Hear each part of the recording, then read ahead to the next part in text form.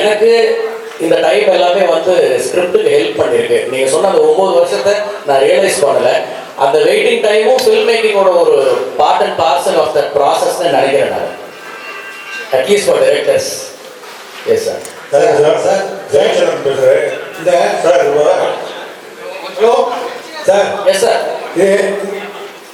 இந்த 20 பேர் என்கவுண்டர் பண்ணாங்க, திருவண்ணாமலையிலேருந்து தான் பாதிக்கப்பட்டாங்க. அதை பேஸ் பண்ணி புஷ்பா மாரி அதை வச்சு புஷ்பா மாரி பண்ணுறீங்களா அல்லது அதை டாக்குமெண்ட்ரியாக பண்ண போகிறீங்களா? இல்லை சார், இது feature film first of all.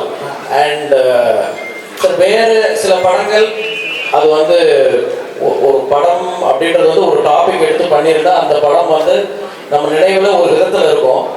இது வந்து எனக்கு ரொம்ப நாளாக நினைவில் இருக்கிற சில நிகழ்வுகளை, சில நிதர்சனங்களை மையமாக வச்சு அதுக்கு மேலே நிறைய எலிமெண்ட்ஸ் வச்சு நிறைய ரிசர்ச் பண்ணி உருவாக்கி இருக்கிற ஒரு திரைக்கதை. ஸோ இதுக்கும் வேறு எந்த படங்களுக்கும் சம்மந்தம் இல்லைன்னு நினைக்கிறேன் நான்.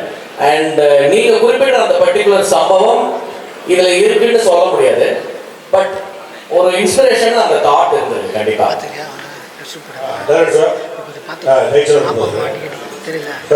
தனுஷா வந்து இப்போ இந்தி படங்களும் ரெண்டு இந்தி படங்கள்லாம் இருக்கு. இது வந்து நடிக்கிற பெரிய பட்ஜெட் படம் அப்படின்னு சொல்லிட்டு சொல்றீங்க. அப்படி இருக்கும்போது இது ஒரு பேன் இண்டியா படமா நீங்க உருவாக்குவாங்க. அதுவும் இல்லாம ஸ்டார்டர்ஸ் வந்து மம்முட்டி தனுஷா 2 பேரும் மட்டும் தான் தெரியுது. மற்ற லாங்குவேஜ்லாம் போகும்போது அங்கே உள்ள ஆர்டிஸ்ட் ஃபேமஸான ஆர்டிஸ்ட்லாம் தேவைப்படும். அந்த மாதிரி ஏதாவது ஐடியாஸ் வேறு இருக்கா சார்? இல்லை சார், ஐ திங்க் ஒரு ஸ்கிரிப்ட் ரூட்டடாக அந்த தன்மைக்கு ஏற்ப இன்னைக்கு வந்து நம்ம அந்த ஸ்கிரிப்டுக்கு உண்மையாக கரெக்டாக பண்ணாலே பேன் இண்டியா மட்டும் இல்லை, ஐ திங்க் நம்ம எல்லா உலகத்தில் இருக்கிற எல்லாரையுமே இப்போ ரீச் பண்ணிட முடியுது. வெறும் காஸ்டிங்கில் மட்டும் அது நிகழாது. அதுக்கான கதையும் கேரக்டரும் அவங்களுக்கான ஒரு அந்த பார்ட் வந்து ரொம்ப ஸ்ட்ராங்காக இருந்தால் மட்டும்தான் அவங்க உள்ளே வருவாங்க. வெறும் டெக்கரேஷனுக்காக இதில் யாரையுமே நம்ம சேர்க்கல. அப்படி சேர்க்கறது எனக்கு விருப்பமும் இல்லை. Yes sir. டைரக்ட் சார் பாரன் இங்கே இப்போ ஒவ்வொரு படமும் உங்களுக்கு ஒரு படிப்பணின்னு சொன்னீங்க இல்லையா? நம்ம ரங்கூனா இருக்கட்டும், இல்லை அமரனா இருக்கட்டும், இந்த படமாக இருக்கட்டும், 3 படத்துலையும் 3 ஹீரோக்கிட்ட நிறைய அனுபவம் இருக்கும். அதை பற்றி என்ன சொல்லுங்கள்? 3 ஹீரோக்கிட்ட ஏன் கிடைச்ச படிப்பணி அனுபவம் சொல்லுங்கள் சார். அனுபவம் அப்படின்றது வந்து நாட் ஜஸ்ட் வித் ஹீரோஸ். நம்ம ஒர்க் பண்ணுற ப்ரொடியூசர்ஸ் கிட்ட இருக்கும், கூட ஒர்க் பண்ணுற அசிஸ்டன்ட் டைரக்டர்ஸ் கிட்ட இருக்கும்.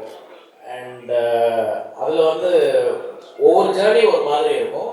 It's a collaborative process. முதல் படத்தில் எனக்கு கௌதம் கார்த்திக் நடித்தார். அவர் இப்போ வரைக்கும் எனக்கு இப்போ நம்ம இங்கே உட்காந்து இந்த டீசர் நீங்கள் இங்கே பார்த்துட்டு இருக்கும்போது ஆல்ரெடி ஆன்லைனில் ரிலீஸ் ஆகிடுச்சு.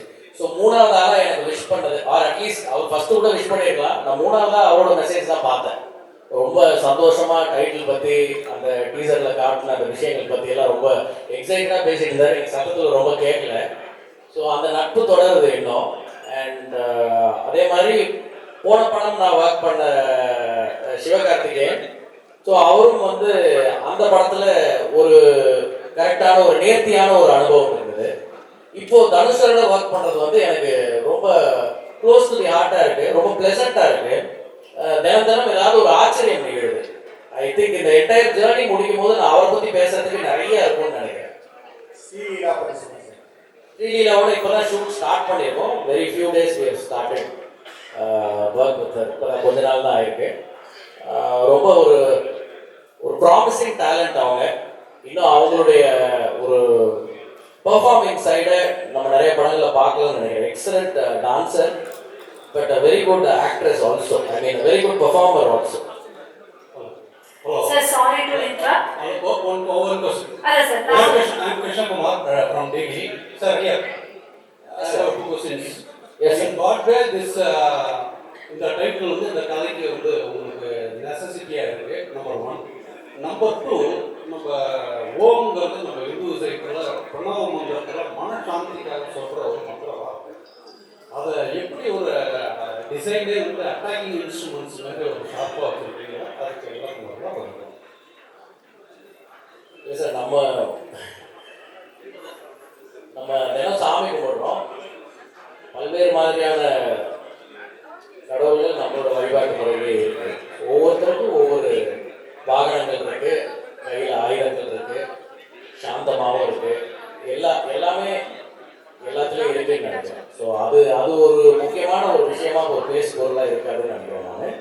நீங்கள் கேட்ட கேள்விக்கு ரிலேட் பண்ணி சொல்லும் பொழுது அண்ட் இந்த வார்த்தை கதைக்கு எவ்வளோ பொருத்தமாக இருக்குது அப்படிங்கிறது நான் ஏற்கனவே நிறைய பேர் இதே கேள்வியை